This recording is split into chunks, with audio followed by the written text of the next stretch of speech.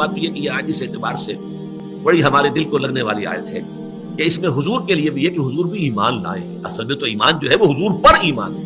ہم حضور پر ایمان رکھتے ہیں صلی اللہ علیہ وسلم، لیکن یہ کہ یہ مرحلہ حضور پر بھی آیا ہے، حضور بھی ایمان لائے. اور قرآن مجید میں بعض مواقع پر کہا گیا آپ یہ کہہ دیجئے انا اول المؤمنین انا اول المسلمین، سب سے پہلا ایمان لانے والا تو میں ہوں. اور ایمان کے جو لفظی معنی ہے، جبکہ اس کے ساتھ تعدیہ جو ہے با کے ساتھ ہو یا لام کے ساتھ ہو، ورنہ اگر بغیر مجرد ان کے حروف جار کے بغیر اگر آئے گا، پریپوزیشنز نہیں ہوگی، تو ایمان کے معنی امن دینا ہے، کسی کو امن دینا، امن عطا کر دینا.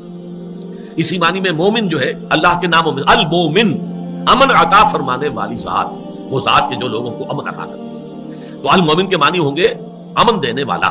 لیکن جب یہ با آ جاتا ہے یا لام میں سرسری طور پر، اور با جو ہے وہ ہے یقین اور وثوق اور گہرائی کے ساتھ، تو اس کے معنی ہوتے ہیں تصدیق. پورے یعنی سمجھئے کہ قلب کی گہرائی سے کسی شے کی تصدیق کرنا. تو یہ ایمان با، ایمان باللہ، ایمان بالرسول، ایمان بالآخرہ، ان چیزوں کی تصدیق کرنا پورے قلب کی گہرائی کے ساتھ، شعور کی گہرائیوں کے ساتھ. اب یہاں سوال آیا کہ آمن الرسول بما انزل الیہ من ربہ والمؤمنون، تو میں یہاں تھوڑی سی گفتگو آج کرنا چاہتا ہوں کہ اس تصدیق کی نوعیت کیا ہے. ظاہر بات ہے کہ تصدیق کی جاتی ہے کسی شخص کی طرف سے کسی بات کی جو کہ خود اسے پہلے سے معلوم ہو. میں آپ کی تصدیق کرتا ہوں، کیا مانی ہے؟ اس کا مطلب یہ ہے کہ جو بات آپ کہہ رہے ہیں میرے علم میں ہے پہلے سے، میں تصدیق کر رہا ہوں. کسی شے کی تکذیب ہوگی، جھٹلایا جائے گا یا تصدیق ہوگی، تو تصدیق کے لیے تو کچھ نہ کچھ پہلے سے اس مصدق تصدیق کرنے والے کے اندر کوئی شے موجود ہونی چاہیے جس کی بنا پر وہ تصدیق کرتا ہے. وہ کیا شے ہے جو انسان کے اندر ہوتی ہے جس کی بنا پر وہ تصدیق کرتا ہے؟ یہ ہے اصل مسئلہ. ماہیت ایمان کو سمجھنے کے لیے بات کہ در حقیقت ایمان جو ہے وہ قلب انسانی کی مکین ہے، روح انسانی. اس روح انسانی میں یہ ایمان موجود ہے، صرف ذہول کے پردے پڑ گئے ہیں، غفلت کے پردے پڑ گئے ہیں، اپنی دنیاوی مشغولیات میں آ کر ادھر توجہ نہیں ہوئے، دل کی طرف اور روح کی طرف کسی کا کوئی رجحان ہی نہیں ہے.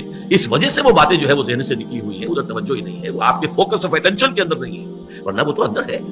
یہ روح جو ہے، جو کہ الامر من اللہ ہے، قل الروح من امر ربی، جس کو اللہ تعالیٰ نے متعدد مقامات پر اپنی ذات کی طرف جو ہے منسوب کیا ہے. وَنَفَخْتُ فِيهِ مِن رُوحِي، اس میں میں اپنی روح میں سے پھونک دوں. سورہ سجدہ میں بھی وَنَفَخَ فِيهِ مِن رُوحِهِ، اللہ نے اس میں اپنی روح میں سے پھونک دیا.